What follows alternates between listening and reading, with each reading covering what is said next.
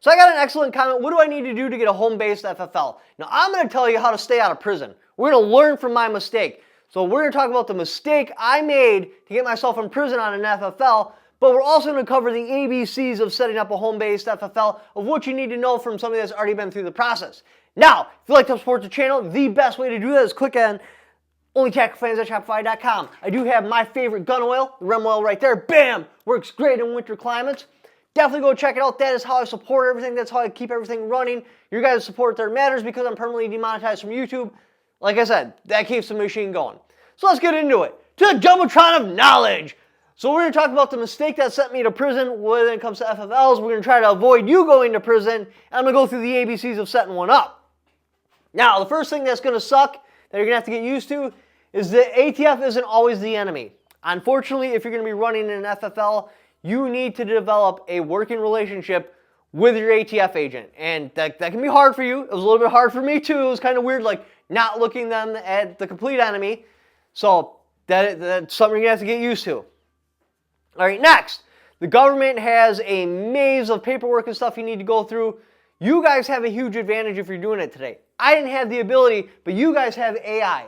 The AI is insanely useful at navigating government bullshit. Just going through and trying to figure out what you need to do, because the AI is basically a mirror. And because this process has been done so many times, the AI looks at how other people have done it and they show you how they did it so you can go through it smoothly. Ask the AI lots of questions, have it put together a checklist for you, verify the sources. What do I mean by that? So here I just asked the AI a random question.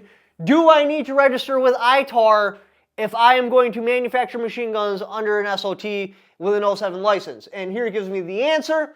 And here's the sources. These red arrows, this is where it got the information from. This is where it got the information from. This is where it got the information from.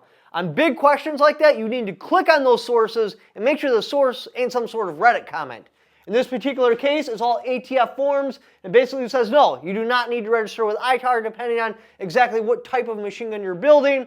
And then it also asks me, like, hey, give me what machine guns you plan on building. This way I can check it against the ATF data to make sure for sure that you don't need to register with ITAR. Again, click on your sources whenever you're asking some sort of question like that. And also don't forget, the AI is not a lawyer. And it's not giving you legal advice. It'll remind you of that too. It's just showing you what it can find on the web and pulling information for you. So, click those sources on stuff. Next thing, pick the right license. What exactly are you doing? Are you doing gunsmithing? Are you doing other kinds of work? Is it just transfers and sales, manufacturing? Think about the future. What do I plan on doing in the future with this particular FFL? Because that will help you determine what FFL you actually need. The default, especially for home FFLs, is an 07. This is a manufacturing license. This gives you a whole lot of flexibility when it comes to gunsmithing, manufacturing, NFA items like silencers or machine guns, stuff like that.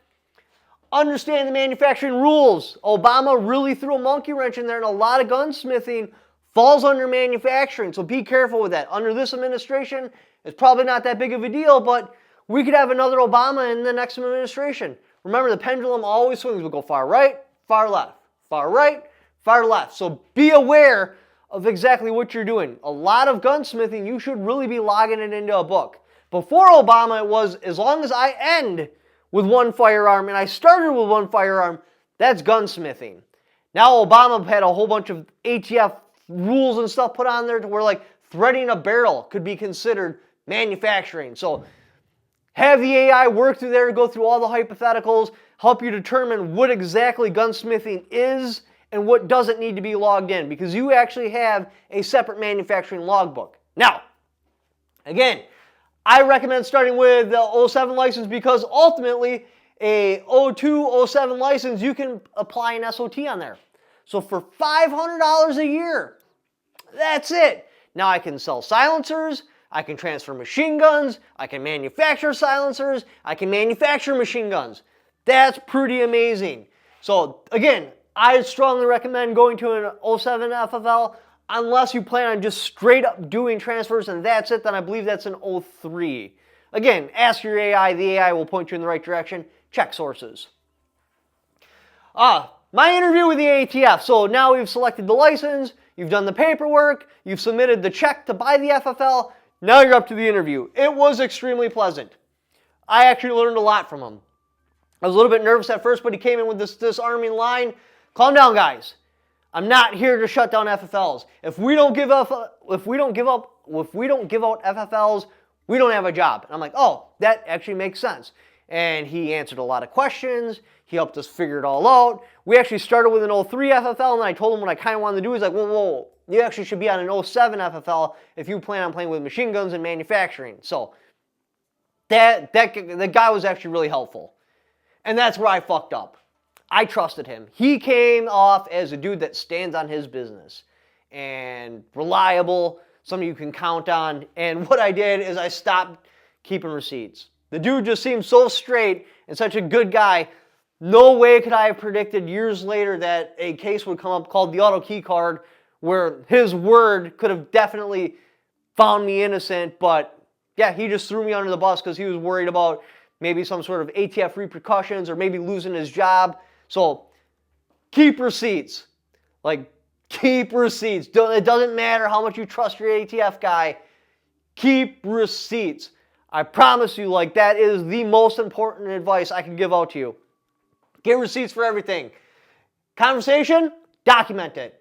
If you have to, do a follow-up email. Say you call and you're like, oh, blah, blah, blah, blah, blah, and he tells you this information. When you get off the phone, be like, hey, we talked on the phone. This is what you said. I just wanted to confirm this information. This way there's at least an email going out there. He'll probably reply to it, but even if he don't, then you're stating, this is what the phone call said. This is what you told me. You sent the email out to him. So that if you go to trial, you can be like, hey, I sent the email out. He got the email. He didn't reply saying that was wrong. It's hard to argue that that's not what he said. Follow-up emails. Save everything. Keep notes.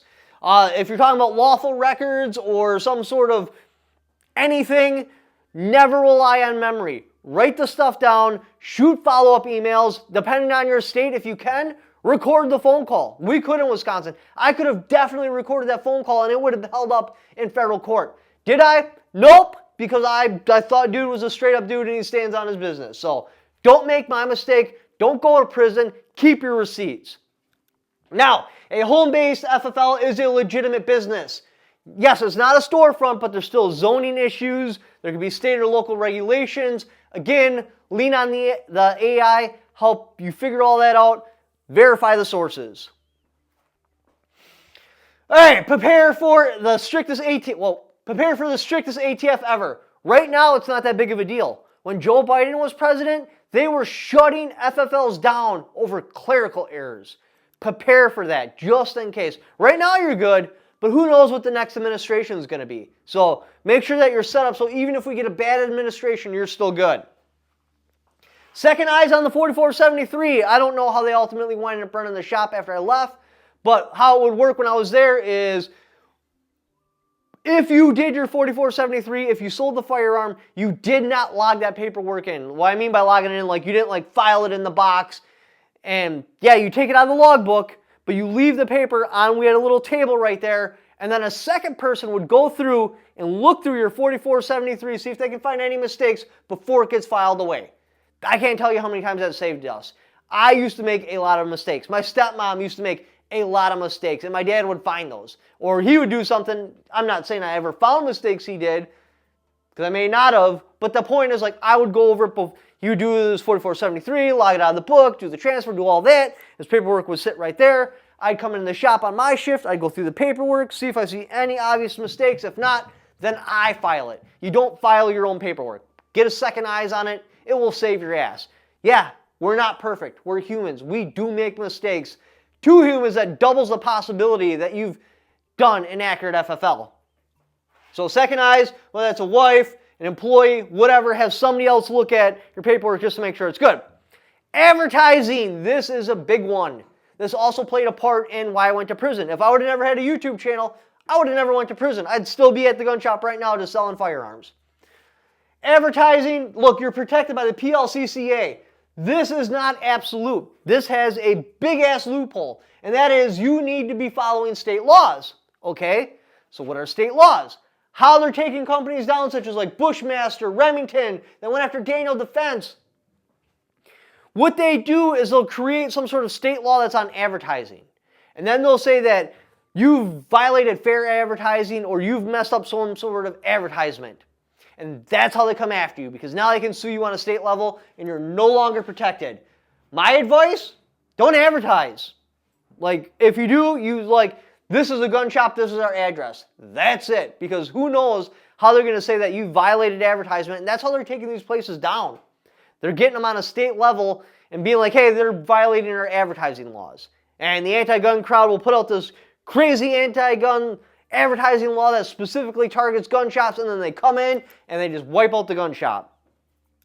I believe that's why these YouTube channels that I know for a fact all have FFLs don't talk about their gun shops. Now, I don't think VSO gun channel, he used to talk about his gun shop, but I don't believe he does that anymore. Every single one of these YouTubers has successful gun shops. Military Arms channel, I haven't heard him talk about Copper Customs in a long time. I don't know if he's affiliated with them. I'm assuming he is. But that's because they can link your YouTube content to the gun shop. We've seen that go down with like Bushmaster and Daniel Defense. It wasn't necessarily YouTube content, but it was posts. They don't advertise their FFLs for a reason, because you don't want those two linked together. Because once you get into advertising, yeah, that opens up a whole mess of like fair advertising laws and stuff like that the anti-gun crowd can come in and come after you. Keep your business boring. Keep clean paperwork. Organize everything. Have it all set up. Boring is good. Yes, exciting makes money. It really, really does, but exciting attracts the ATF. Exciting attracts Bloomberg. Exciting attracts all the wrong people. Keep it boring. Just move the firearms.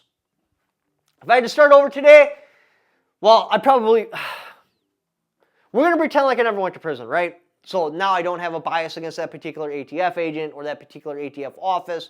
If I started over today, I'd choose the right FFL, obviously go with the Form 1. I'd have AI help me set everything up. I'd definitely make sure I have a second set of eyes on my paperwork. I'd verify every answer I got. I'd document everything, not stop getting receipts. That is the big one there. I would make sure that I had recordings or follow-up emails or something to verify every single thing that me and the field agent talked about. Anyways, those are the things I feel is very important when you're setting up your own FFL if you're thinking about doing that.